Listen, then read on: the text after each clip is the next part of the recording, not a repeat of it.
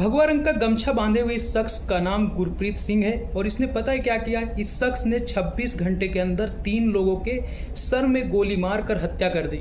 ये शख्स आर्मी से रिटायर्ड है और हुआ ये कि यूपी में इस आदमी ने 26 घंटे में 3 लोगों की खोपड़ी उड़ा दी। तो हुआ क्या कि ये शख्स कहीं जा रहा था ट्रेन से और ट्रेन में इसका किसी से झगड़ा हो जाता है। झगड़ा होने के बाद ये पिस्टल निकालता है और उस शख्स का खोपड़ी जो है वो उड़ा देता है और उसकी वहीं पे मौत हो जाती है।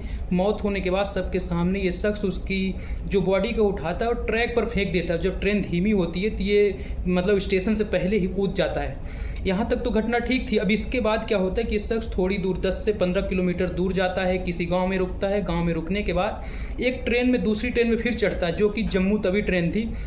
उसमें चढ़ने के बाद इस शख्स का किसी और एक आदमी से झगड़ा होता है। झगड़ा होने के बाद ये आदमी उसके भी सिर पे गोली मार देता है और उसकी भी खोपड़ी उड़ा देता है। उसकी मौत होने के बाद ये सेम वैसा ही पैटर्न अपनाता है और उसको ट्रैक पे फेंकने के बाद ये खुद उतर जाता है। उतरने के बाद ये यूपी के चंदौली में एक हॉस्पिटल में जाता है। हॉस्पिटल में जाने के बाद ये प्रॉपर बीपी चेक करवाता है और वहाँ पर काफ़ी देर तक वहाँ रहता है। लेकिन अचानक से वो महिला वार्ड में घुसता है और घुसने के बाद एक महिला के पास जाता है, फिर पिस्टल निकालता है और उस महिला की खोपड़ी उड़ा देता है। तो इस तरह से इस शख्स ने लगातार 3 लोगों की जान ले ली और ये आर्मी का रिटायर्ड ऑफिसर था। अब सवाल उठता है कि सबसे पहली बात कि कोई शख्स इस ट्रेन में पिस्टल लेके कैसे चढ़ सकता है।